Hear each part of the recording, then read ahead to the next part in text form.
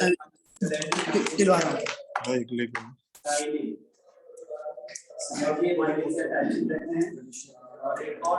Good evening बच्चों। Good evening sir. Good evening sir. Good evening. ये test दिया था आप लोगों ने? Good evening sir. Good evening. Good evening sir. Good evening.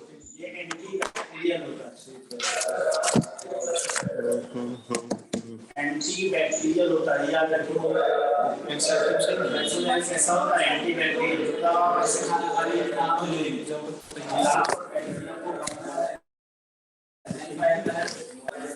Lead है, लीड लीड है, लीड।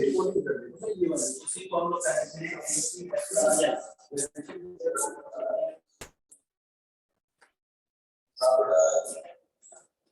वहाँ वो पढ़ा रहे हैं, क्या लाइट चल रही है?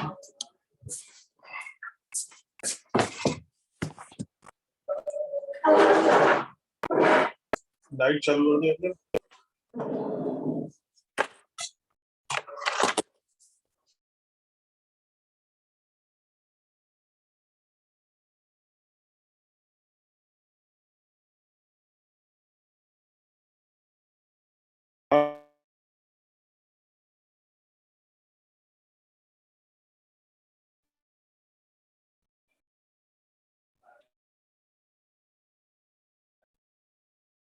Hello hello. Yes sir. अरे हाँ बोलो यार, हम तो उसमें आवाज ही नहीं आ रही आप लोग की। सर अभी आई ना? सर आपकी भी आवाज नहीं आ रही थी। अच्छा,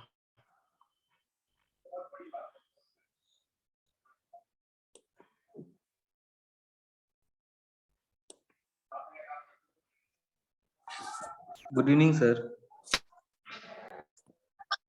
गुड इवनिंग बेटा। सर कल वाला नोट्स नहीं आया था। सर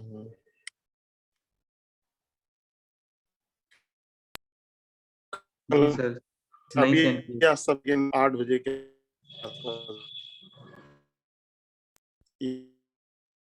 यहाँ तक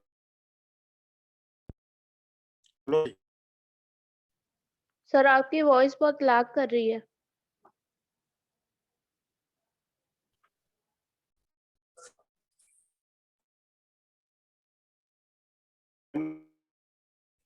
एक जैसा देखना है, एक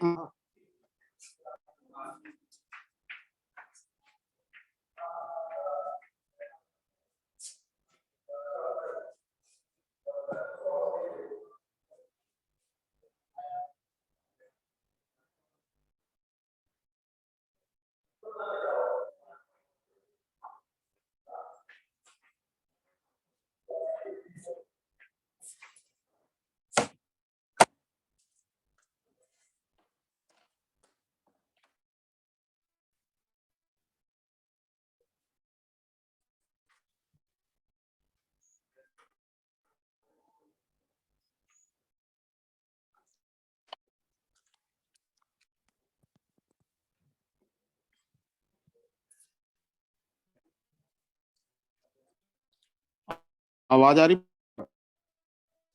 yes sir.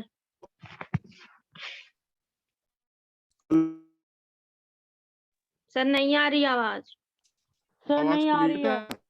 No sir clear नहीं है, बीच में बहुत कट रही है। कट कट के आ रही है सर आवाज।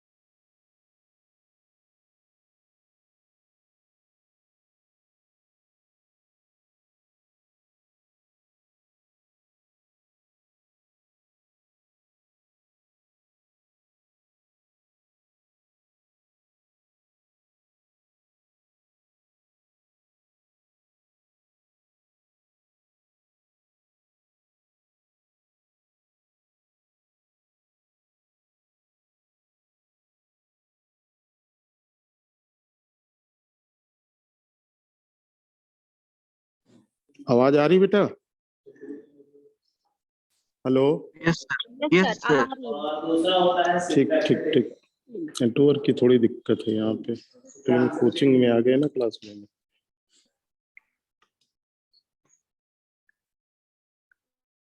अब स्क्रीन आ रही बेटा? Parasympathetic and sympathetic Yes, sir. Clear हो गया कि नहीं? तो देखो बेटा, कल हम लोग डिस्कस कर रहे थे इक्विलिब्रियम कांस्टेंट किन किन बातों पे डिपेंड करता है। पहला हम लोगों ने कर लिया था मॉड ऑफ रिप्रेजेंटेशन, दूसरा स्टाइकियोमेट्रिक कोएफिशिएंट हो गया था। अब देखो बेटा, तीसरा बेटा टेम्परेचर। एडवांस कंडीशन बेटा सिम्पैथेटिक नर्वस सिस्टम पर करता है और जनरल कंडीशन में कौन करता है? पैरासिम्पैथेटिक। तो इस समय जैसे आप घर पे बैठे हैं हमारे सिस्टम, तो इस समय कौन वर्क कर रहा होगा? पैरासिम्पैथेटिक कर रहा होगा। और यहाँ पर अगर एडवांस कंडीशन में कौन वर्क करेगा? सिम्पैथेटिक। तो एडवांस कंडीशन ये वर्क करता है। अच्छा, पैरासिम्पैथेटिक जैसे घर पे आप बैठे हैं आराम से। देखो बेटा, स्क्रीन आ रही बेटा? Yes, sir. देखो, इफेक्ट ऑफ टेम्परेचर, थोड़ा राइटिंग थोड़ा इसमें गंदी बनी हुई है। देखो बेटा, अगर आपको इक्विलिब्रियम कांस्टेंट पर टेम्परेचर का इफेक्ट देखना है, तो हम लोग बेटा इक्वेशन यूज करते हैं one Hoff equation, just like Arrhenius equation. पहले हम लोग different form of one Hoff equation पढ़ेंगे बेटा। जितनी आपकी बेटा आर्हेनियस की फॉर्म थी, उतनी ही बेटा वन टॉप की फॉर्म है। पहला आपका है एक्सपोनेंशियल फॉर्म, ये है बेटा आपकी ओरिजिनल फॉर्म है। क्या है ये? k equal to a e की पावर माइनस, केवल एक्टिवेशन एनर्जी की जगह बेटा डेल्टा एच आ जाएगा। k equal to a e की power minus delta H upon R T. Arrhenius में बेटा केवल क्या था? डेल्टा एच की जगह था एक्टिवेशन एनर्जी। k क्या है? Equilibrium constant, may be kc और मे बी kp। a बेटा एनी कांस्टेंट है, डेल्टा एच बेटा हीट ऑफ रिएक्शन है, एंडोथर्मिक के लिए प्लस होगा, एक्सो के लिए माइनस। आर बेटा क्या है? गैस कांस्टेंट है। और टी क्या है? एब्सोल्यूट टेम्परेचर है। अब जो सबसे इंपॉर्टेंट बात, जैसे वहां पर बताया था एक्टिवेशन एनर्जी और आर की यूनिट सेम होती है, वैसे ही बेटा डेल्टा एच और आर की यूनिट हमेशा क्या होती है? सेम होती है। तो डेल्टा एच की यूनिट और आर की यूनिट हमेशा सेम। तो अगर डेल्टा एच किलो जूल में, तो आर 8.31 इंटू 10 की पावर माइनस 3। और अगर आर बेटा डेल्टा एच कैलोरी में है, तो आर बेटा 2 लेना, किलो कैलोरी है, 2 इंटू 10 की पावर माइनस 3। ये बेटा वैल्यू लिखी हुई। उसके बाद देखो लॉगरिथम फॉर्म, जैसे ln के equal to ln a minus delta H upon R T. वहां पर क्या था? ई अपॉन आर टी था। ठीक है, फिर बेटा इसके ग्राफ को हम लोग क्या बोलेंगे? Van't Hoff plot. वहाँ आर्हेनियस प्लॉट था, या van't Hoff plot ln k versus 1/t। वहां पर बेटा minus E A by R था, या minus delta H by R होगा। वहां स्लोप इंटरसेप्ट ln a था, यहाँ पर भी ln, क्योंकि वहां पर भी कांस्टेंट था, यहाँ पर भी कांस्टेंट। फिर बेटा इसी को हम लॉग के फॉर्म में लिख सकते हैं इस तरीके से, लॉग के equal to log A minus delta H upon 2.303 R T. और ये बेटा इस इक्वेशन का ग्राफ है। तो इस वाले ग्राफ को या इस वाले ग्राफ को हम लोग क्या बोलते हैं? One Hoff plot. वहां पर क्या बोलते थे? Arrhenius plot. केवल बेटा चेंज क्या है? स्लोप में एक्टिवेशन एनर्जी की जगह डेल्टा एच आ जाएगा। ठीक है, कोई दिक्कत बेटा? No sir. तो जस्ट वो आर्हेनियस वाला रिपीट हो रहा है एक तरीके से। अभी हम कोई एंडो एक्सो की बात नहीं कर रहे हैं। ठीक है, फिर देखो बेटा, जैसे वहां पर बताया था Arrhenius equation at 2 different temperature, तो उसी तरीके से van't Hoff equation at 2 different temperature. मान लीजिए T1 टेम्परेचर पर रेट इक्विलिब्रियम कांस्टेंट K1 है, T2 पर बेटा K2 है। तो जैसे वहां पर था वही चीज यहाँ पर है, केवल एक्टिवेशन की जगह डेल्टा एच आ जाएगा। log K2/K1 equal to delta H upon 2.303 R 1/T1 minus 1/T2। ठीक, फिर उसके बाद बेटा डिफरेंशियल फॉर्म, आप इस वाली इक्वेशन को जो लॉगरिथम फॉर्म ln में है इसको with respect to absolute temperature differentiate कर दो, ये आ जाएगा आपका dln K upon dt equal to delta H upon RT square. Wait याद रखेंगे 1.2 to 1.5 kg, ये इसका वेट याद रखेंगे। तो ये बेटा जितनी फॉर्म बेटा हम लोगों ने आर्नियस की पढ़ी थी उतनी फॉर्म बेटा वॉन-टॉप की है। जो ग्राफ वहां पर था वही ग्राफ यहाँ पर है, बस केवल आपको एक वर्ड चेंज करना है, एक्टिवेशन एनर्जी की जगह क्या आ जाएगा, डेल्टा एच। ठीक है, राइट साइड अब आइए बेटा एंडोथर्मिक रिएक्शन में टेम्परेचर का इफेक्ट। राइट साइड तो हमने ऑलरेडी बताया डिसोसिएशन रिएक्शन बेटा क्या होती है, एंडोथर्मिक PCl5 बेटा टूट रहा PCl3 और Cl2, डेल्टा एच इसका क्या होता है प्लस। ठीक है, तो ये देखो प्लस का मतलब फॉरवर्ड बेटा एंडो है, बैकवर्ड बेटा क्या है एक्सो। और दूसरा तरीका क्या बताया था, अगर डेल्टा एच ना दिया हो तो बेटा क्या निकाला जाता है, डेल्टा एन जी। अगर delta n g greater than 0 है उसको हम लोग क्या बोलते हैं, डिसोसिएशन। डिसोसिएशन क्या होती है, एंडोथर्मिक। अब देखो बेटा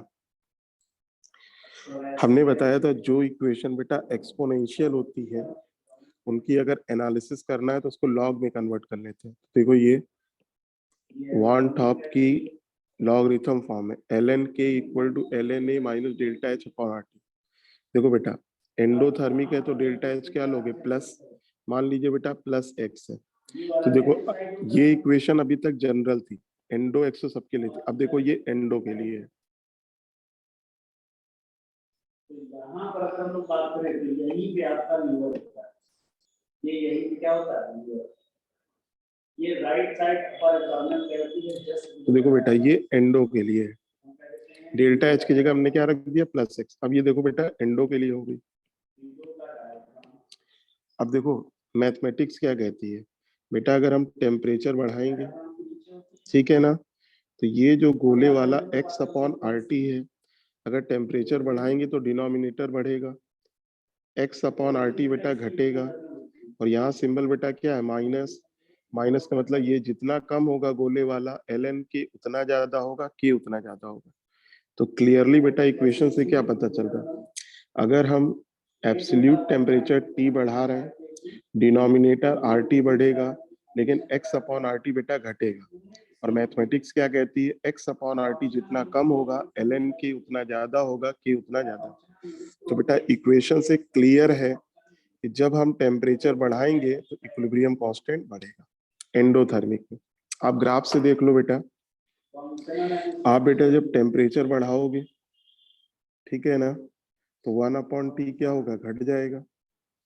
1/T घटने का मतलब आप ग्राफ में बेटा ओरिजिन की ओर जा रहे हैं, ओरिजिन की ओर जाएंगे तो ग्राफ में बेटा आप ऊपर की ओर चढ़ रहे हैं, इस तरफ चढ़ रहे हैं ठीक है ना। तो बेटा ln k क्या हो रहा है, बढ़ रहा है, ln k बढ़ेगा तो मतलब k बढ़ेगा।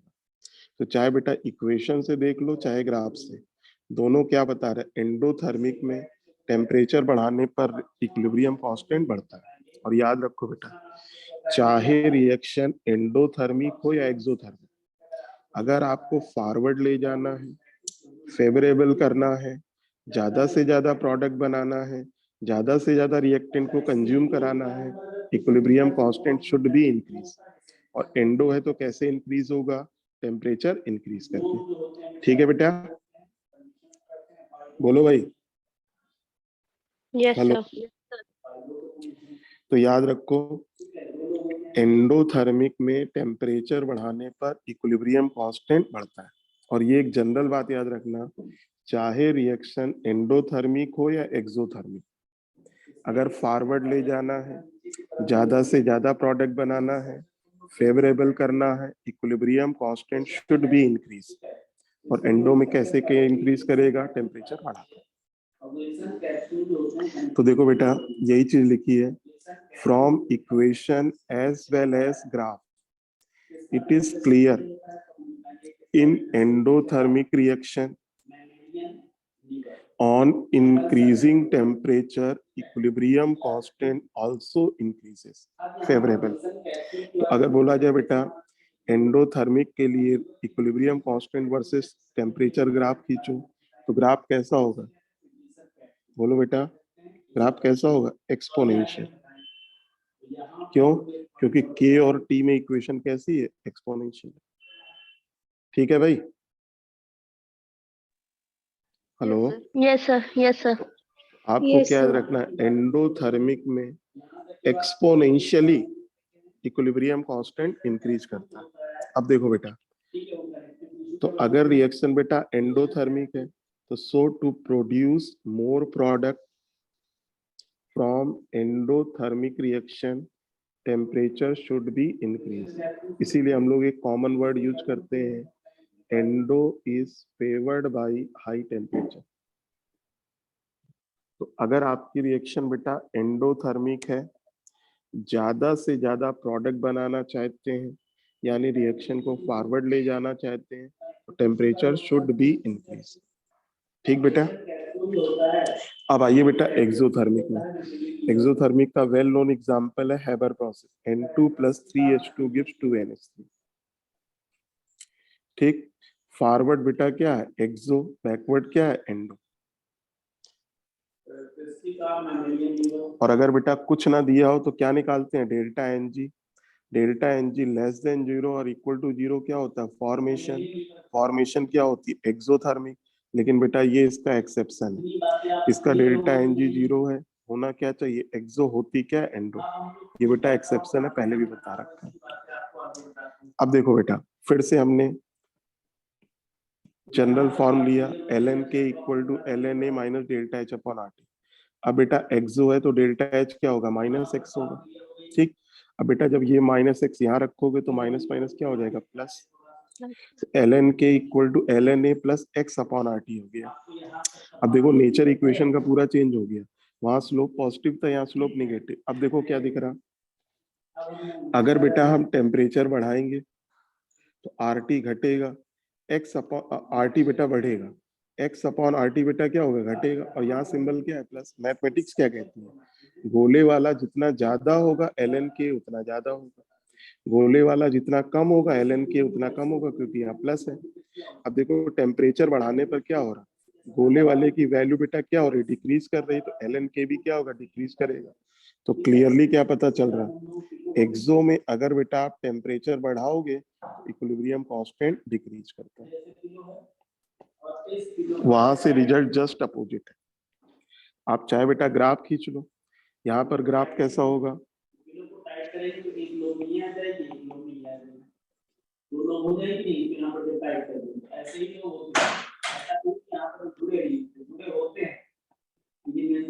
देखो बेटा,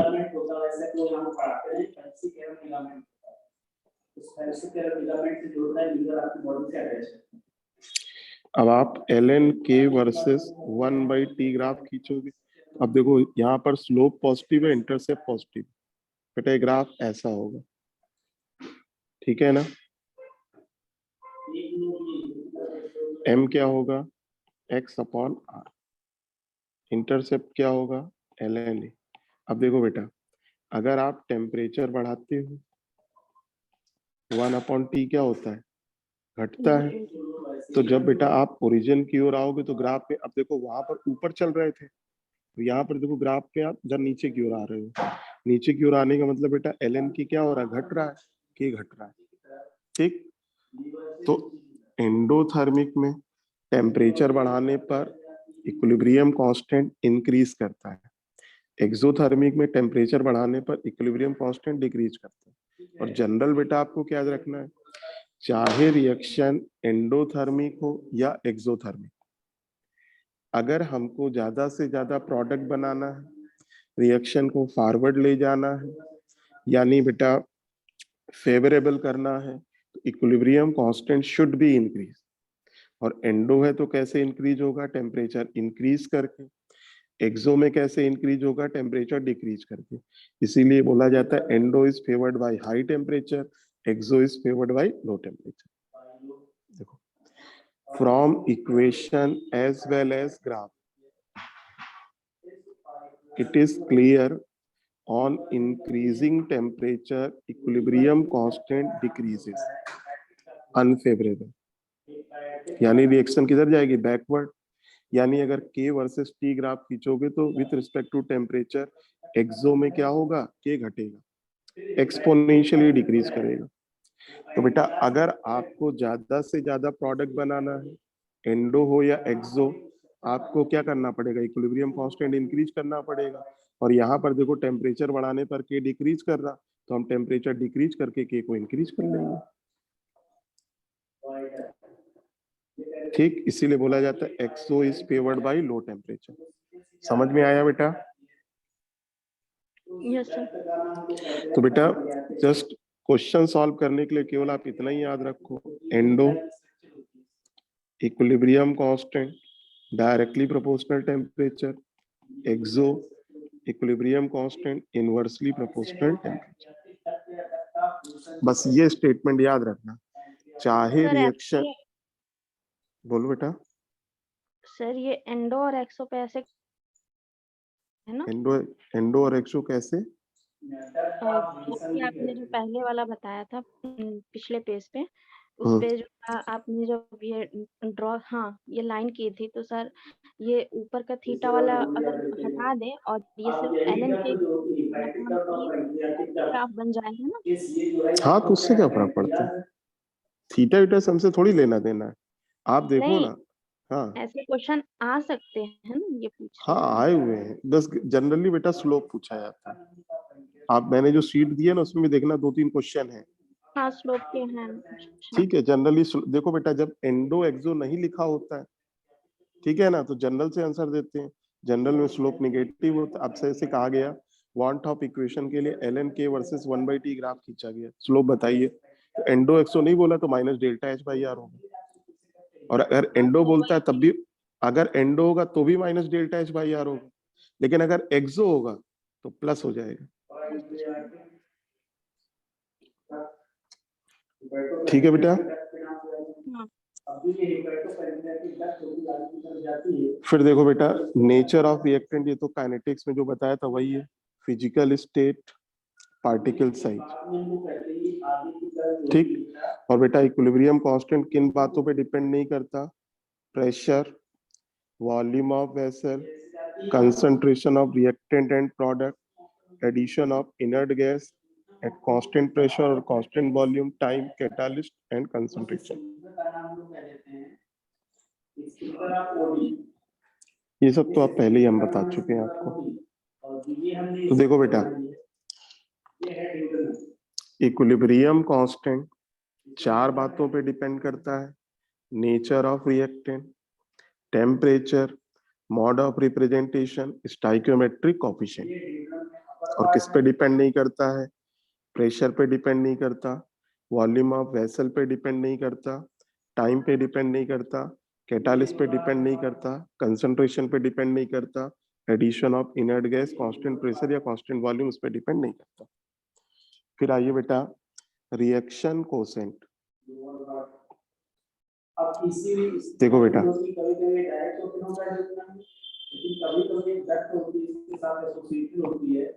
इसे एसएससी डक्ट कहते हैं. यहाँ पर भी मॉडल इसे एसएससी डक्ट का पैंक्रियास कहते हैं. ये एसएससी डक्ट का पैंक्रियास.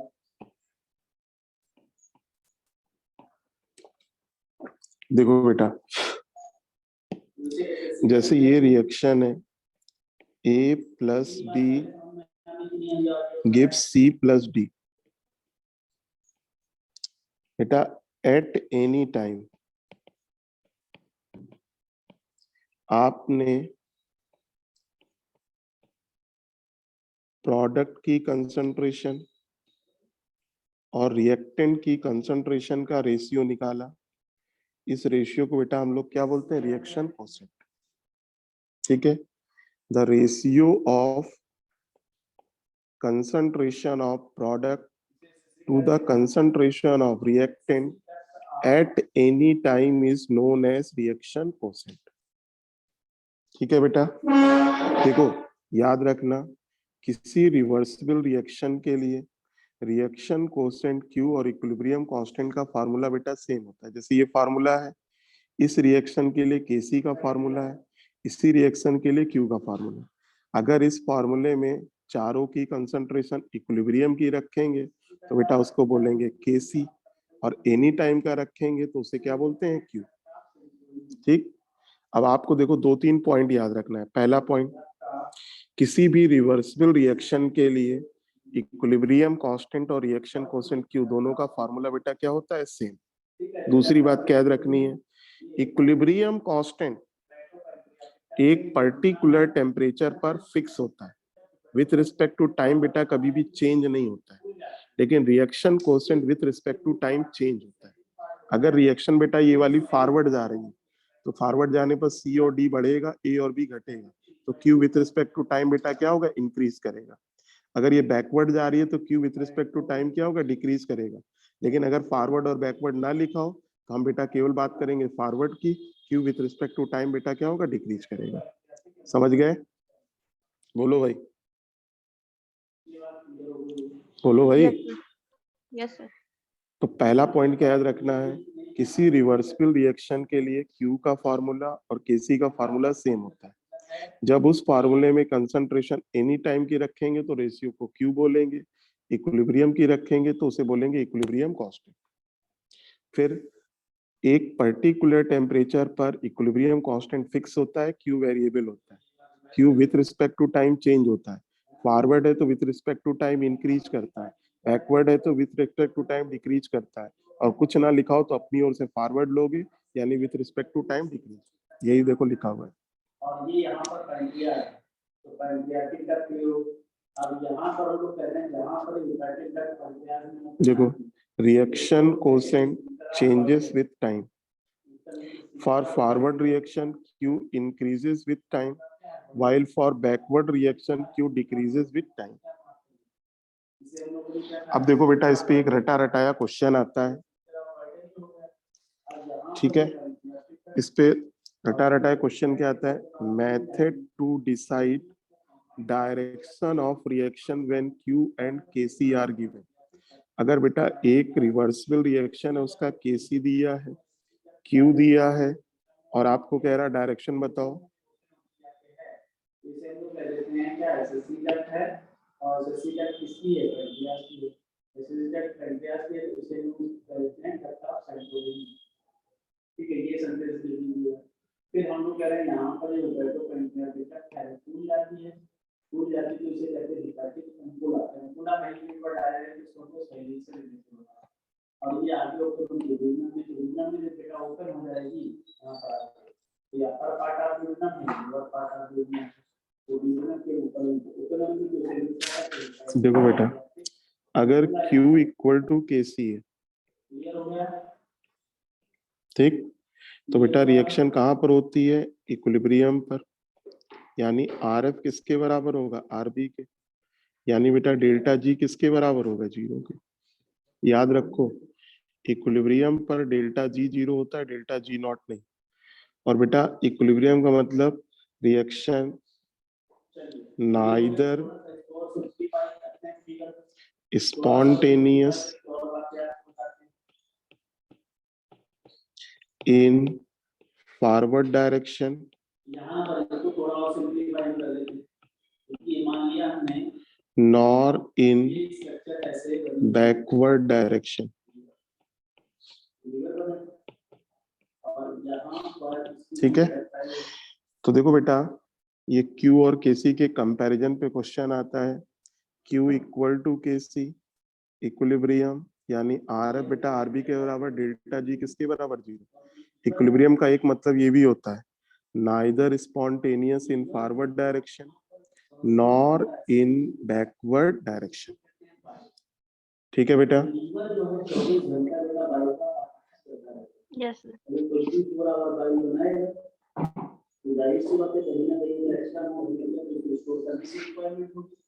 जब स्टोर किया जाता है तो कहते हैं पाइपलाइन नीचे की तरफ आ रही है, और इसको हम लोग क्या करें, और अगर बेटा Q और यहाँ पर ये जो Q ऐसे लेस देन KC है।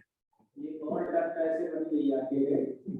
और ठीक, यहाँ जैसे पर देखो बेटा, ये रिएक्शन है A plus B give C plus D। बोलो बेटा, इसके Q का फॉर्मूला क्या है? C into D upon A into B। into B. अब देखो बेटा, Q लेस देन KC है। देखो अल्टीमेटली बेटा रिवर्सिबल रिएक्शन है, तो उसमें क्या एग्जिस्ट करना है? इक्विलिब्रियम।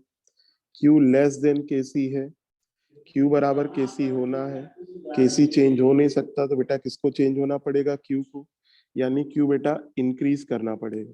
और Q बेटा कैसे इंक्रीज होगा? जब C और D इंक्रीज करे, A और B बेटा क्या और डिक्रीज करे, यानी रिएक्शन किधर जाएगी? फॉरवर्ड। तो Q लेस देन KC में बेटा किधर जाती है? फॉरवर्ड। फॉरवर्ड का मतलब RF greater than RB। Delta G बेटा क्या होगा? Less than 0। यहाँ डेल्टा G0 भी लेस देन 0 आप बोल सकते हो। फॉरवर्ड जाने को बेटा हम लोग क्या बोलते हैं? फेवरेबल। और अगर बेटा Q ग्रेटर देन KC है, अब देखो Q की वैल्यू KC से बड़ी है, अल्टीमेटली Q को KC के बराबर होना है, यानी Q बेटा डिक्रीज करना पड़ेगा। डिक्रीज कब होगा? जब C और D डिक्रीज करे, A और B इंक्रीज करे, यानी रिएक्शन किधर जाएगी? बैकवर्ड। और यहाँ से जाते हैं बैकवर्ड का मतलब बेटा RB ग्रेटर देन RF। और ये क्या होगा? ठीक, फेवरेबल को बेटा हम लोग स्पॉन्टेनियस बोलते हैं, यानी बेटा ये क्या होगी? Non spontaneous. डेल्टा G0 बेटा यहाँ पर क्या होगा? ग्रेटर देन 0 या डेल्टा G ग्रेटर देन 0। बस ये तीन कंडीशन रट लीजिए। Q equal to KC equilibrium, Q less than KC forward, Q greater than KC backward. यहाँ पर एक स्प्रिंटर ओपन होता था, वो स्प्रिंटर का नाम इस तरह स्प्रिंटर का नाम अगर आपको याद हो, तो अभी मैंने आपको बताया था जहाँ पर ये हम लोग कहते थे वेंटिलेटर के पास ओपन होता था, तो इस स्प्रिंटर का नाम मैं आपको बताया था। चलो इस क्वेश्चन का आंसर बताओ 201 का।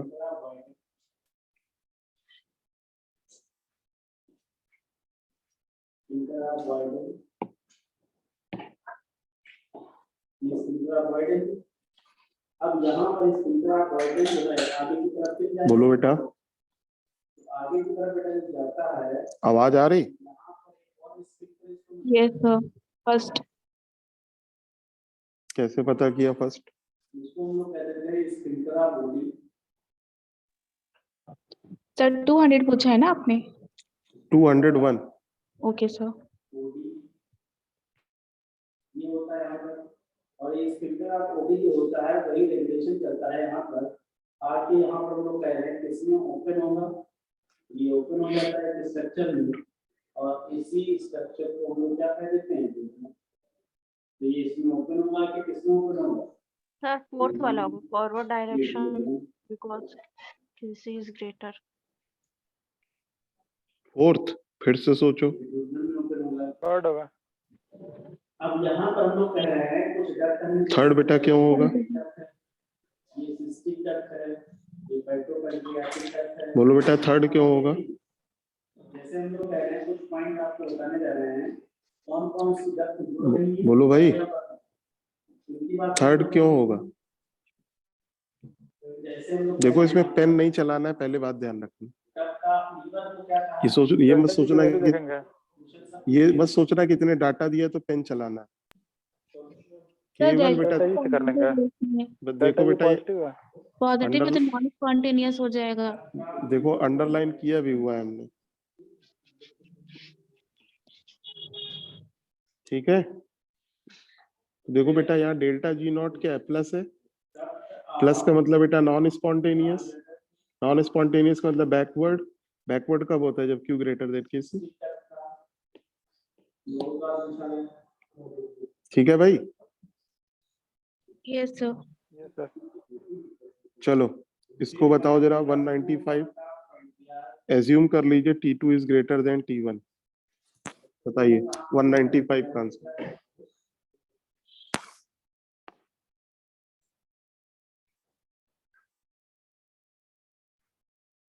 यहाँ पर कभी हम लिखें एक्चुअली इसकी फॉर्म तो क्या होगा KP greater than KP dash.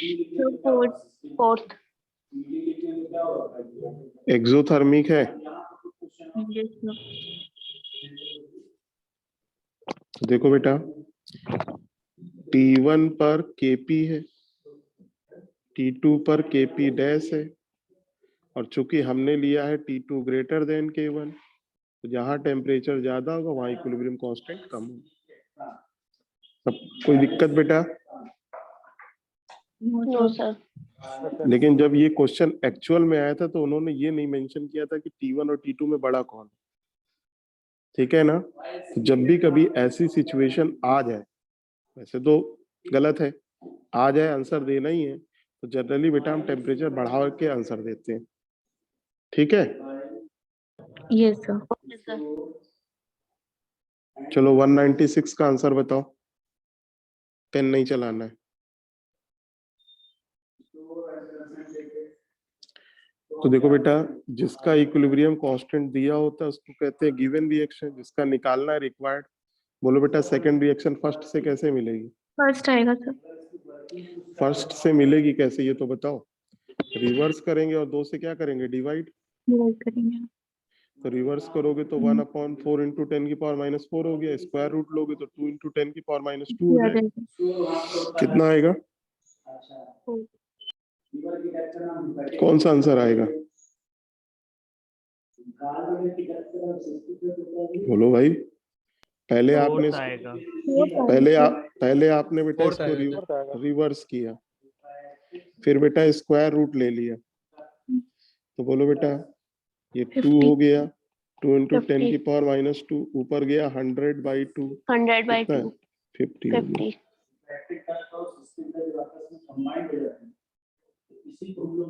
197 का आंसर बोलो।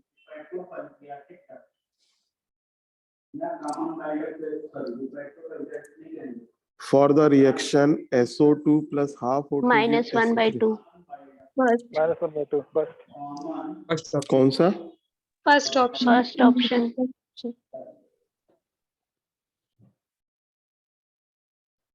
और ये वाला तो आपको मालूम ही है, if the value of an equilibrium constant for a particular reaction is, बेटा बहुत ज्यादा है, ठीक है ना, तो मोस्टली बेटा क्या होगा? प्रोडक्ट होगा।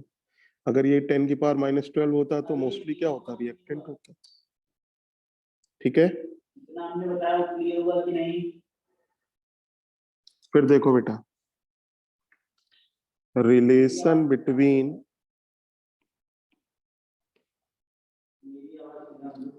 Standard gives free energy change and equilibrium constant.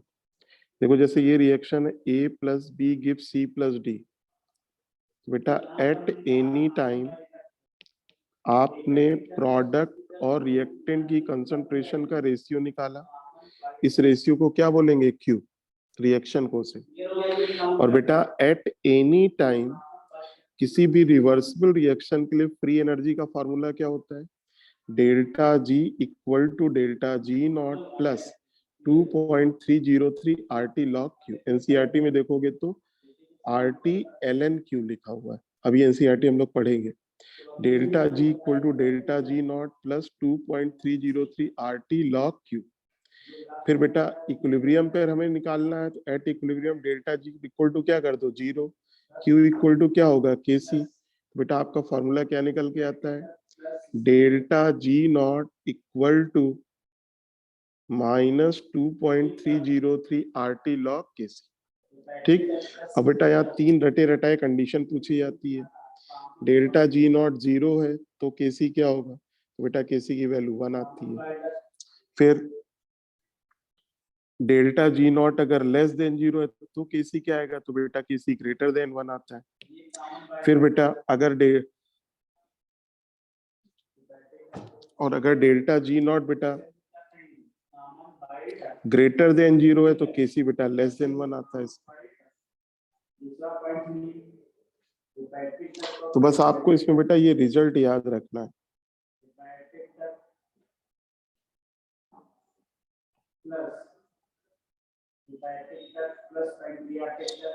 देखो क्या फार्मूला निकल के आएगा? Delta G naught minus 2.303 R T log के सी। अब बेटा दो चीजें हम एक साथ ले रहे हैं। एक बेटा फार्मूला हम लोगों ने ये भी पढ़ा है, delta G naught minus n F E naught. Question बेटा दोनों से कंबाइंड आता है। आपसे क्या पूछा जाएगा? अगर delta G naught equal to 0 है तो बेटा केसी क्या होगा, ई नॉट क्या होगा? केसी में जाना तो पहले वाला देखो बेटा। देखो बेटा डेल्टा जी नॉट ये बेटा 0 है, ये 0 कब होगा? 2.303 बेटा 0 हो नहीं सकता, आर 0 हो नहीं सकता, टी 0 हो नहीं सकता। तो 0 होने की जिम्मेदारी बेटा किस पर आई? लॉग केसी पर। लॉग केसी अगर 0 हो जाए तो 0 इंटू एनीथिंग 0, तो बेटा केसी क्या होगा? Anti log 1 0, that is 1। अब जरा इससे कंडीशन निकाल लें बेटा। देखो n क्या होता है? Total loss of electron, total gain of electron, दोनों का एलसीएम होता है। ये बेटा 0 हो नहीं सकता। एफ फैराडे कांस्टेंट है, 0 हो नहीं सकता। तो बोलो 0 करने की जिम्मेदारी किस पर आई? ई नॉट पे। बेटा ई नॉट शुड बी 0। तो अगर बेटा डेल्टा जी नॉट 0 है तो केसी इक्वल टू 1 होगा, ई नॉट इक्वल टू 0 होगा। बट इक्विलिब्रियम की ये कंडीशन नहीं है, ध्यान रखिएगा। फिर देखिए, अगर बेटा delta G not less than 0, तो देखो बेटा अब आपको ये फार्मूला है,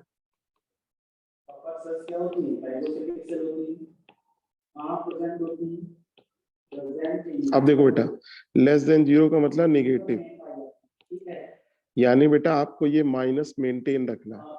यानी बेटा ये चीज पूरी क्या होनी चाहिए? प्लस 2.303 प्लस है, आर प्लस होता है, टी प्लस होता है। बोलो प्लस करने की जिम्मेदारी किस पर आई? केसी पर। अब कोई एक पॉजिटिव नंबर ले लेते हैं जिसका एंटी लॉग हमको मालूम, तो केसी इक्वल टू क्या होगा बेटा? एंटी लॉग 1, दैट इज 10, यानी केसी ग्रेटर देन 1। और आप सबको मालूम है जब केसी ग्रेटर देन 1 होता है तो रिएक्शन किधर जाती है? फॉरवर्ड। फॉरवर्ड जाना बेटा क्या होता है? स्पॉन्टेनियस। अब बेटा डेल्टा जी नॉट में आइए। अब देखो बेटा ये डेल्टा जी नॉट का फार्मूला है। देखो यहाँ निगेटिव मेंटेन करना है, यानी ये गोले के अंदर वाला पॉजिटिव होना चाहिए। N always positive, F always positive, तो बेटा ई नॉट को भी क्या होना चाहिए? पॉजिटिव। और आप सबको मालूम होना है ई नॉट पॉजिटिव होता है तो प्रोसेस क्या होता है? स्पॉन्टेनियस। आपका जब मोबाइल काम कर रहा होता है तो सेल रिएक्शन क्या होती है? स्पॉन्टेनियस। ई नॉट क्या होता है? पॉजिटिव। तीसरा देखिए बेटा,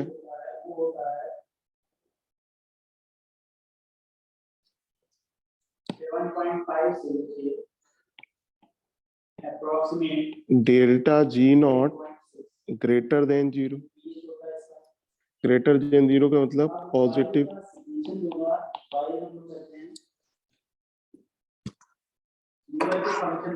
ठीक है बेटा। अब देखो बेटा ये आपका फॉर्मूला था।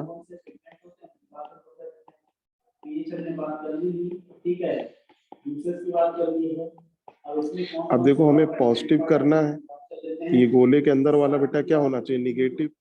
2.303 always positive, R always positive, T always positive. तो बेटा निगेटिव करने की जिम्मेदारी किस पर आई? लॉग केसी पर। चलो इसको निगेटिव ले लिया, तो केसी इक्वल टू क्या हुआ? Anti log minus 1/10। ठीक, 1/10 का मतलब केसी लेस देन 1। अगर आप डेल्टा जी नॉट से रिलेशन निकालोगे तो delta G naught minus n F E naught. अब देखो बेटा ये पॉजिटिव करना है, यानी ये इट शुड बी निगेटिव। ठीक है ना? तो बोलो एन निगेटिव हो नहीं सकता, एफ निगेटिव हो नहीं सकता, तो ई नॉट शुड बी निगेटिव। ये कंडीशन आपको याद रखनी, इसी को समराइज कर दे रहे हैं यहाँ पे। अगर बेटा delta G naught equal to 0 होता है तो केसी इक्वल टू 1 होता है, और ई नॉट सेल बेटा क्या होता है? 0। अगर delta G not less than 0 है तो केसी ग्रेटर देन 1 होगा, ई नॉट सेल बेटा क्या होगा? पॉजिटिव होगा। इसको कहते हैं स्पॉन्टेनियस। और डेल्टा जी नॉट अगर बेटा ग्रेटर देन 0 है तो केसी लेस देन 1 होगा। ई नॉट सेल बेटा क्या होगा, नेगेटिव नॉन स्पॉन्टेनियस। डायरेक्ट बेटा क्वेश्चन पूछा जाता है इस पे। समझ में आ गया बेटा? Yes sir. तो देखो बेटा यहां से फिर से रिएक्शन कोसेंट क्यू। एक स्लाइड और पीछे से बता दीजिए सर, एक स्लाइड और पीछे से हमारा ब्रेक हो गया था। हाँ यहाँ से तो बेटा टेम्परेचर का इफेक्ट बताया हमने, ये वाला हो गया था, और आगे ये वाला हाँ ये हो गया था हमारा। ये हो गया था। अभी चलो रिवाइज कर देंगे दोबारा, अभी 5 मिनट में रिवाइज कर देंगे। यहाँ हाँ से तो हो इस गया, यहाँ से तो हो गया ना तुम्हारा, हाँ बोलो। यहाँ से हो गया था। हाँ चलो सर हो गया था, यहाँ से हो गया था। अभी हम वो वाला फिर से रिवाइज कर देंगे। तो देखो बेटा इसमें आपको ठीक क्या है, याद ठीक। रखना है, इसमें आपको क्या याद रखना है, Q इक्वल टू के सी इक्विलिब्रियम, Q लेस देन के सी फॉरवर्ड, Q ग्रेटर देन के सी बैकवर्ड। ठीक है, ये आपको रिजल्ट याद रखना है। और याद रखो reaction quotient Q with respect to time change होता है, Kc with respect to time change नहीं होता। फॉरवर्ड के रिस्पेक्ट में Q बढ़ता है, बैकवर्ड के रिस्पेक्ट में Q घटता है। और जब फॉरवर्ड बैकवर्ड ना लिखा हो तो फॉरवर्ड की बात करेंगे, Q with respect to time increases. ठीक है, फिर गिब्स फ्री एनर्जी चेंज और इक्विलिब्रियम कांस्टेंट में रिलेशन क्या होता है, delta G naught equal to -2.303 RT log Kc। और उसमें बेटा ये 3 कंडीशन आपको याद रखनी है। ठीक है, delta G naught equal to 0, Kc equal to 1, E naught से 0, बट ये इक्विलिब्रियम की कंडीशन नहीं है, ध्यान रखना। Delta G not less than 0, Kc greater than 1 spontaneous, delta G not greater than 0, Kc less than 1 non spontaneous. फिर देखो बेटा इंपॉर्टेंस ऑफ इक्विलिब्रियम कांस्टेंट। देखो इक्विलिब्रियम कांस्टेंट क्या होता है, प्रोडक्ट अपॉन रिएक्टेंट होता है। अगर Kc इक्वल टू 1 है तो मिक्सचर में प्रोडक्ट और रिएक्टेंट की कंसंट्रेशन क्या होती है, सेम। अगर बेटा Kc ग्रेटर देन 1 है तो प्रोडक्ट ज्यादा होगा, रिएक्टेंट कम होगा। Kc लेस देन 1 है तो प्रोडक्ट कम होगा, रिएक्टेंट ज्यादा होगा, यानी रिएक्शन बैकवर्ड जा रही होगी। फिर बेटा स्टेबिलिटी की बात करें, स्टेबिलिटी ऑफ रिएक्टेंट और प्रोडक्ट। देखो इक्विलिब्रियम कांस्टेंट जितना ज्यादा होगा रिएक्शन उतनी ज्यादा फॉरवर्ड होगी, यानी रिएक्टेंट ज्यादा कंज्यूम होगा, प्रोडक्ट ज्यादा प्रोड्यूस होगा।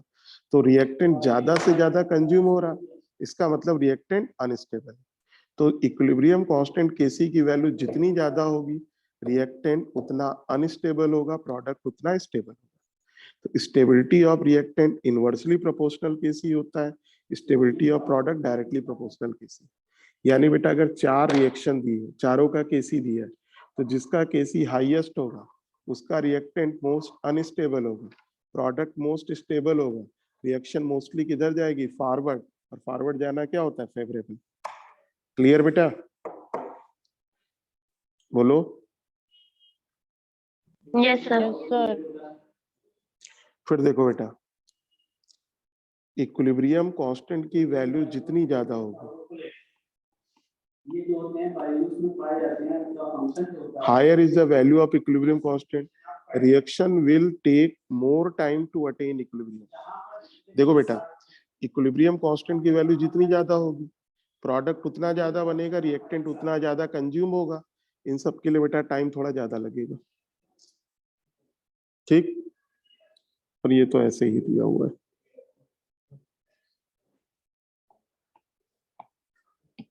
emulsification mean function of biocide होता है, emulsification of mean function of biocide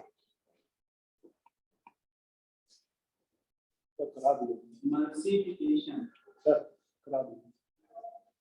ठीक है बेटा, तो ये ध्यान रखिएगा, इंपॉर्टेंस बस एक लाइन ये ध्यान रखिएगा, जिस रिएक्शन का इक्विलिब्रियम कांस्टेंट जितना ज्यादा होता है वो रिएक्शन उतनी ज्यादा फॉरवर्ड जाती है, रिएक्टेंट उतना कंज्यूम होता है, प्रोडक्ट उतना ज्यादा प्रोड्यूस होता है। और स्टेबिलिटी में जितना ज्यादा Kc होगा रिएक्टेंट उतना अनस्टेबल, प्रोडक्ट उतना स्टेबल। ठीक है, और जितना ज्यादा इक्विलिब्रियम कांस्टेंट की वैल्यू होगी इक्विलिब्रियम अटेन होने में टाइम उतना ज्यादा लगेगा।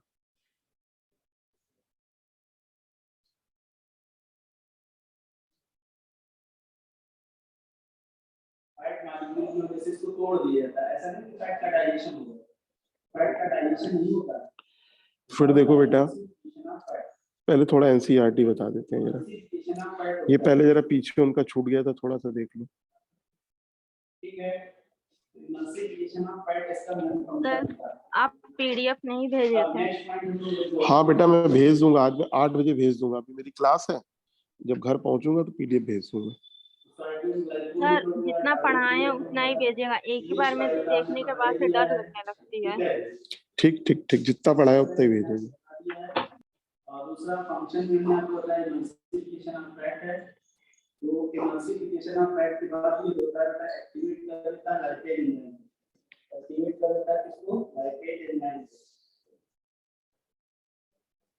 एक्टिवेट। यहाँ तक बताया था ना बेटा हम लोगों ने कल, बोलो बेटा। स्क्रीन पे एनसीईआरटी आ रही? Yes sir. देखो बेटा, predicting the extent of reaction, यहाँ तक हम लोगों ने कल किया था। Yes sir. देखो अभी हमने क्या बताया, इक्विलिब्रियम कांस्टेंट जितना ज्यादा होता है, रिएक्शन उतनी ज्यादा बेटा किधर जाती है, फॉरवर्ड। रिएक्टेंट उतना कंज्यूम होता है, प्रोडक्ट उतना प्रोड्यूस होता है। यहाँ पर इन्होंने एक वैल्यू लिया है कि अगर बेटा केसी की वैल्यू 1000 से ज्यादा है तो बेटा इक्विलिब्रियम पर जो मिक्सचर बनेगा ना, उसमें मोस्टली बेटा क्या होगा, प्रोडक्ट होगा। अगर केसी ग्रेटर देन 1000 है तो प्रोडक्ट प्रीडोमिनेट ओवर रिएक्टेंट, मतलब रिएक्टेंट बहुत कम होगा, प्रोडक्ट बहुत ज्यादा होगा। ठीक, और बेटा रिएक्शन लगभग कंप्लीशन की ओर जाएगी, पूरी कंप्लीट नहीं होगी, लगभग कंप्लीशन की ओर जाएगी। फिर देखो जैसे इन्होंने ये लिया है, एग्जांपल दिया है कि reaction of H2 with O2 at 500 kelvin, देखो इतनी वैल्यू है, देखो यहाँ पर इतनी वैल्यू है, इतनी वैल्यू बहुत ज्यादा है, तो ये सब लगभग कंप्लीट होती है। फिर देखो बेटा केसी लेस देन 10 की पावर -3 है, तो बेटा रिएक्टेंट बहुत ज्यादा होगा मिक्सचर में, प्रोडक्ट बहुत कम होगा, यानी रिएक्शन जस्ट स्टार्ट होने पर ही इक्विलिब्रियम अटेन हो गया, यानी ज्यादा रिएक्टेंट प्रोडक्ट में कन्वर्ट नहीं हुआ। यानी बेटा जस्ट रिएक्शन स्टार्ट हुई और इक्विलिब्रियम अटेन हो गया।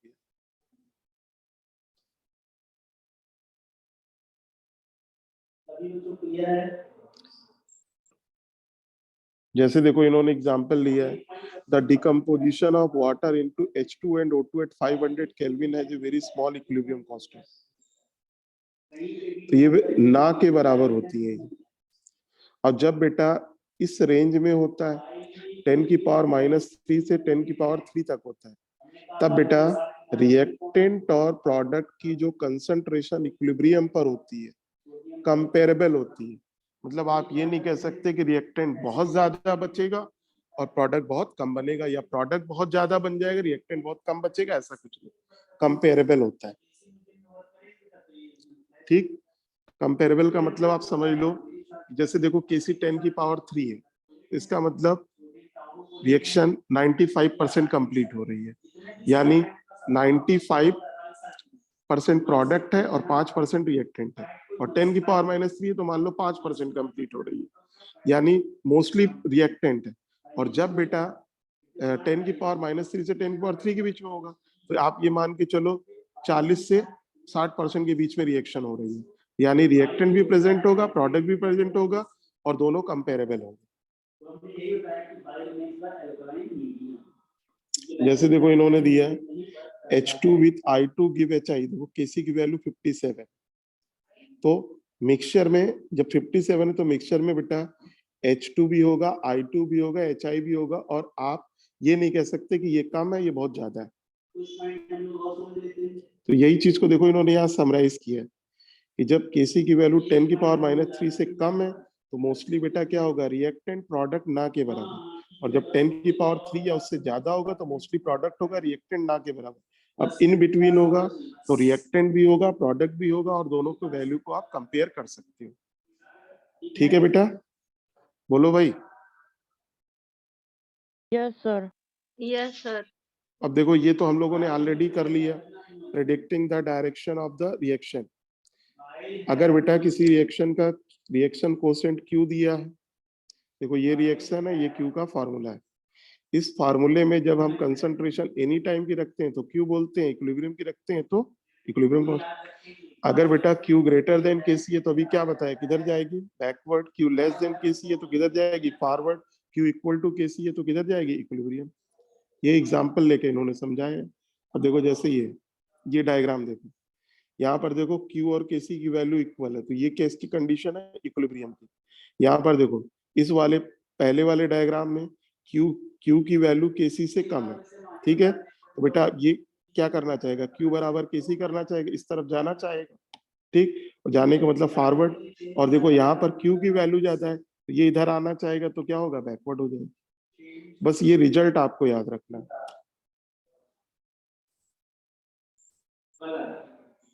लेफ्ट टू राइट को हम लोग क्या बोलते हैं, फॉरवर्ड। राइट टू लेफ्ट को क्या बोलेंगे, बैकवर्ड।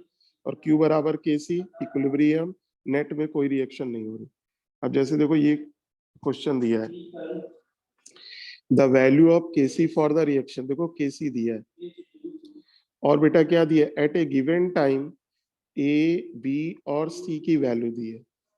तो क्या करेंगे, इन तीनों वैल्यू से पहले इसके Kc का फॉर्मूला लिखेंगे, ये तीनों वैल्यू सब्स्टिट्यूट करेंगे, हमको क्या मिल जाएगा, रिएक्शन कोसेंट Q।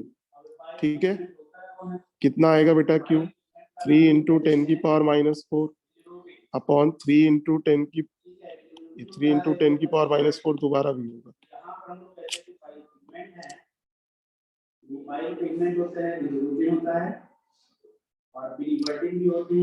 देखो बेटा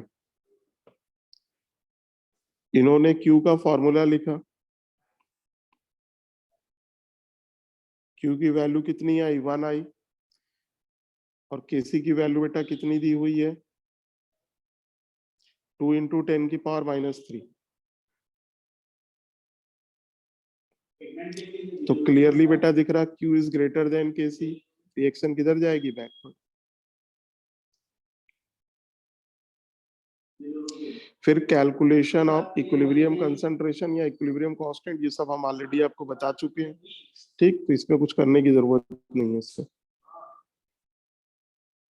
हालांकि यहाँ कैलकुलेशन बहुत ज्यादा है। जैसे देखो ये रिएक्शन है, ये क्वेश्चन है, 13.8 gram of N2O4 was placed in a 1 liter vessel at this. क्या पूछ रहा, total pressure at equilibrium was found to 9.15 bar, calculate Kc, Kp and partial pressure at equilibrium. ठीक है बेटा, तो देखो बेटा क्वेश्चन बहुत अच्छा है, बस कैलकुलेशन ज्यादा है।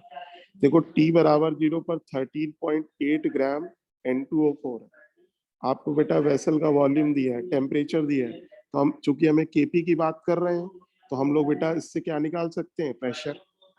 देखो इन्होंने पहले क्या किया, देखो वॉल्यूम दिया है, मोल ग्राम दिया, उसको मोल में कन्वर्ट कर लिया। सबसे पहले देखो क्या निकाल लिया, इनिशियल प्रेशर। अब जैसे कल हम लोगों ने प्रेशर वाले क्वेश्चन किए थे, 4.98, इधर देखो 0। मान लो बेटा इसका x खर्च हो गया तो इसका कितना बनेगा, 2x। अब डाल्टन्स लॉ लगा लो, टोटल प्रेशर दिया है, ईच का पार्शियल प्रेशर आ गया, फिर देखो बेटा Kp आ गया, फिर इन्होंने Kp बराबर Kc RT की पावर डेल्टा Ng लगा दिया। क्वेश्चन बहुत अच्छा है बेटा, बस कैलकुलेशन, आप कैलकुलेशन में मत जाओ, आप जरूरी नहीं कि सॉल्व करो इसको पूरा, बट क्वेश्चन की थीम समझो। इसमें 3 क्वेश्चन बन गए। आपको देखो क्या दिया था, T बराबर 0 पर वेसल में N2O4 था, उसका मास दिया था, मास से क्या निकाल लिया, मोल। वेसल का बेटा वॉल्यूम दिया है, टेम्परेचर दिया है इनिशियल, ठीक। तो पीवी बराबर एन आर टी लगाकर हम लोगों ने क्या निकाल लिया, इनिशियल प्रेशर। हमें इक्विलिब्रियम का टोटल प्रेशर मालूम है, तो बेटा हम उससे क्या निकाल लिया हमने, पार्शियल प्रेशर। फिर बेटा हम लोगों ने क्या निकाल लिया, केपी। फिर केपी बराबर केसी आर टी की पावर डेल्टा एनजी होता है, उससे केसी निकाल दिया। कल हम लोगों ने ऐसे क्वेश्चन कई किए थे। फिर देखो 3 mole of PCl5 kept in 1 liter closed vessel allowed to attain equilibrium. Calculate composition of mixture at equilibrium Kc 1.8. Question बहुत आसान है, लेकिन बस इसमें क्वाड्रेटिक इक्वेशन बन जाएगी। देखो इन्होंने क्या लिया, ये देखो बेटा 3 लिया, 0 0। इसको क्या करोगे, मान लो इसका x खर्च हुआ तो बेटा इसका कितना बनेगा, x। तो बेटा केसी क्या होगा, x² अपॉन 3 माइनस x। ये आपको बेटा कितना दिया है, 1.8। अब बेटा स्क्वायर रूट तो ले नहीं सकते क्योंकि यहाँ तो स्क्वायर रूट है नहीं, तो आप इसको क्वाड्रेटिक बेटा बनाना पड़ेगा। जनरली बेटा इस तरीके के न्यूमेरिकल वैसे आते नहीं, लेकिन आप फिर भी पढ़ लीजिए। देखो यहाँ क्वाड्रेटिक इक्वेशन बनेगी 1.8 equal to x² upon 3 minus, ये इक्वेशन बन गई। ये जस्ट लाइक कैसी है, ax² plus bx plus c।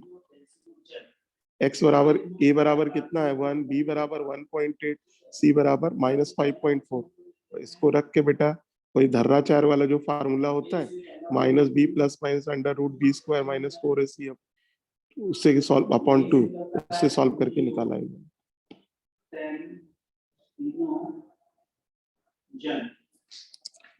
फिर देखो बेटा इन्होंने ये दिया है relationship between equilibrium constant K and reaction coefficient Q and gives free energy.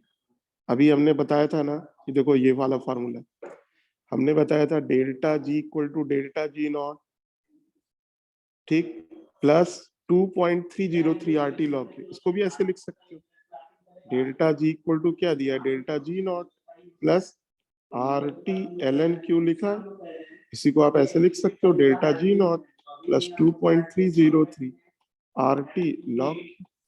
यही हमने बताया था आपको। अब इक्विलिब्रियम का निकालना है तो Q को बेटा क्या रख देंगे, KC, और डेल्टा G को क्या रख देंगे, 0। ये आपका इक्विलिब्रियम का है।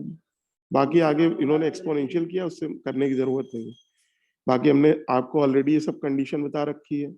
डेल्टा G अगर निगेटिव होगा रिएक्शन किधर जाएगी, forward spontaneous, positive backward non spontaneous, equal to 0 equilibrium. Remember delta G 0 इसलिए इक्विलिब्रियम, यानी बेटा नाइदर फॉरवर्ड नॉर बैकवर्ड। लेकिन डेल्टा G नॉट 0 है तब इक्विलिब्रियम नहीं होगा। ये हमने बेटा ऑलरेडी आपको बता रखा है, इस पे ज्यादा जाने की जरूरत नहीं, एक्सपोनेंशियल पे कर रखा है, फालतू का समझ में नहीं आएगा। आप केवल क्या रखोगे, delta G naught less than 0, KC greater than 1, E naught cell positive, delta G naught greater than 0, KC less than 1, E naught cell negative, delta G naught 0, KC equal to 1, E naught cell 0। अब देखो जैसे ये दो question है, the value of delta G naught for the phosphorylation of glucose and glycolysis is 13.8 kilojoule per mole. Find the value of Kc। तो देखो बेटा क्या दिया है, डेल्टा G नॉट, Kc निकालना है, डायरेक्ट फॉर्मूला है, delta G not minus RT ln Kc। इसको और थोड़ा सा सही से लिख लो, लॉग में 2.303 RT log Kc। तो डेल्टा G नॉट दिया, बस यूनिट का ध्यान रखना। देखो आपको ये किसमें दिया है, किलो जूल में, तो R किसमें लोगे, किलो जूल। और यहाँ पर देखोगे तो ये सॉल्यूशन गलत है, ये सॉल्यूशन गलत है। क्यों, देखो Kc इक्वल टू बेटा क्या होगा, NT log माइनस 5.569 होगा। इसको बेटा दो पार्ट में तोड़ो, एक जोड़ो एक घटाओ, ये बेटा होगा -6 प्लस 1 में 0.569 घटाओगे,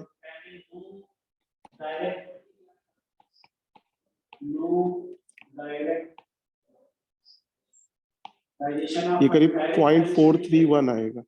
तो देखो इसका एंटी लॉग बेटा 10 की पावर -6 होगा, प्लस का इंटू होगा 0.43। लॉग 3 की वैल्यू क्या होती है, 0.48 होती है, तो लॉग 3 लॉग हेल्प करता है लॉग 3 की value direction of 48, that is help in ये 3.8, लॉग 3 2 की वैल्यू 0.3 होती है, लॉग 3 की वैल्यू 0.48 होती है। हाँ तो ये लगभग उतना ही आएगा, 0.4, ये बेटा 3.8 भी नहीं होगा, 2 पॉइंट समथिंग होगा, 2.5 के आसपास होगा। आप देखो पावर में ही गलती है, ठीक है बेटा। Hello, yes sir. तो यहाँ ये यहाँ तक बेटा सही है, ठीक है, लेकिन ये जो इन्होंने आंसर दिया है वो गलत है।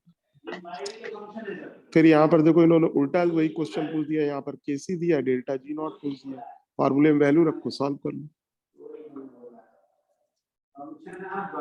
अब केवल आपका बेटा एक चीज बचा है, फैक्टर अफेक्टिंग इक्विलिब्रियम, यानी ली चैटलियर प्रिंसिपल। बोला कोई नहीं, अच्छा जानते हैं तो बोला कोई नहीं। चलो अब अपने निकालेंगे तो function of liver, function of liver डालेंगे, जानते हो तो अच्छी बात। हम लोग देखेंगे फंक्शन ऑफ लीवर,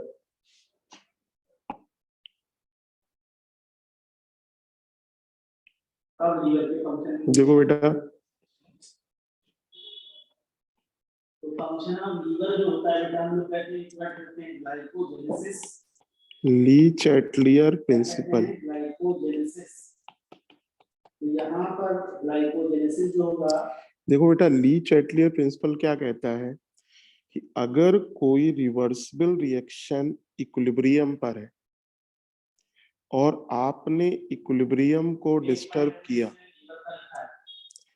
इक्विलिब्रियम पर है मतलब R F equal to R B, आपने इक्विलिब्रियम डिस्टर्ब किया मतलब अब आर एफ आर बी के बराबर नहीं है। दो सिचुएशन होगी, R F greater than R B होगा या R F less than R B होगा।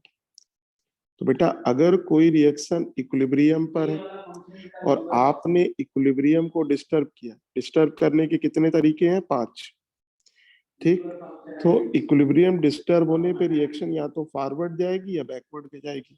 फॉरवर्ड गई तो आप बोलोगे फेवरेबल, बैकवर्ड गई तो आप बोलोगे अनफेवरेबल। फॉरवर्ड गई तो क्या बोलोगे, फेवरेबल, बैकवर्ड गई तो क्या बोलोगे, अनफेवरेबल, ठीक। यही आपको डिसाइड करना होता है कि रिएक्शन फॉरवर्ड जाएगी या बैकवर्ड जाएगी, ठीक है बेटा। तो देखो ली चैटलियर क्या कहता है, अगर कोई रिवर्सिबल रिएक्शन इक्विलिब्रियम पर है और आपने इक्विलिब्रियम डिस्टर्ब किया तो रिएक्शन उस डायरेक्शन में जाएगी जिधर जाने पर चेंज के इफेक्ट को मिनिमाइज किया जा सके, चेंज के इफेक्ट को कम किया जा सके। देखो आप इफेक्ट को पूरी तरीके से रिमूव नहीं कर सकते, लेकिन उसको कम करने की कोशिश होती है। मतलब अगर किसी चीज का लॉस होगा तो रिएक्शन उधर जाएगी जिधर वो प्रोड्यूस हो रहा हो, और अगर किसी चीज का गेन होगा रिएक्शन उधर जाएगी जिधर वो कंज्यूम हो रहा है, ठीक है बेटा। बोलो भाई। Yes sir. Multiplication of five, अगला हम लोग लिखते हैं फंक्शन ऑफ लीवर। सबसे पहले लिखेंगे बाइड्यूस secretion of bile, secretion of bile पहला पॉइंट ये, सिक्रीशन ऑफ फाइल। अब जैसे देखो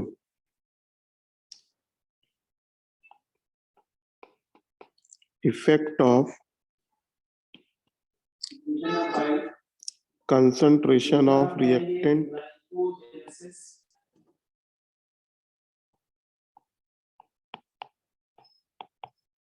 और प्रोडक्ट, ठीक है। जैसे देखो बेटा हैबर प्रोसेस है, N2 + 3H2 gives 2NH3।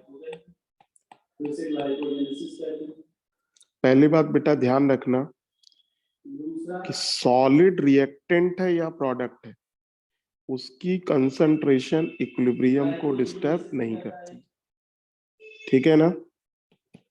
अब देखो बेटा ली चैटलियर क्या कहता है, अगर किसी चीज का लॉस होगा रिएक्शन उधर जाएगी जिधर वो प्रोड्यूस हो रहा हो, और अगर किसी चीज का गेन होगा रिएक्शन उधर जाएगी जिधर वो कंज्यूम हो रहा है।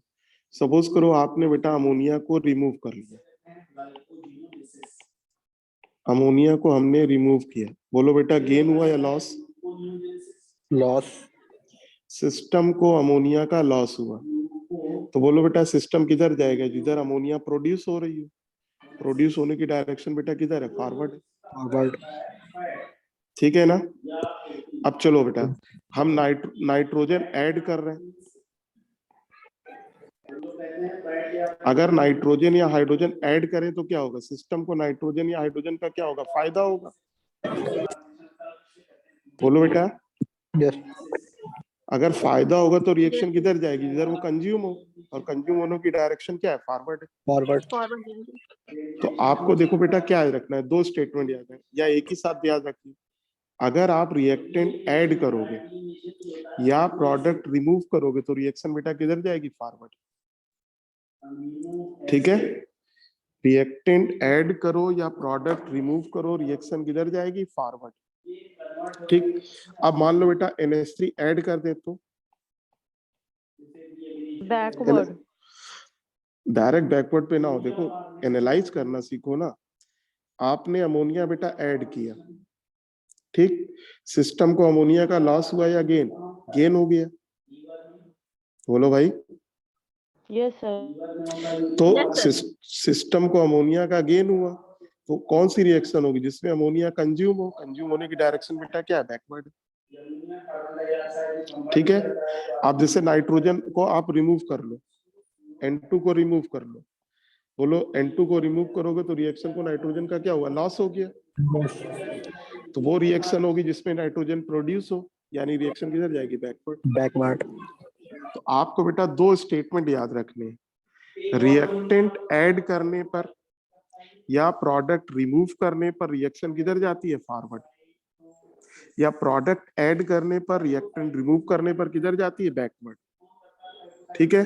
शर्त ये है कि जिसको आप ऐड या रिमूव कर रहे हो, फिर से सुनो, शर्त ये है कि जिसको आप ऐड या रिमूव कर रहे हो उसकी फिजिकल स्टेट सॉलिड नहीं होनी चाहिए, क्योंकि सॉलिड रिएक्टेंट या प्रोडक्ट इक्विलिब्रियम को डिस्टर्ब नहीं करता।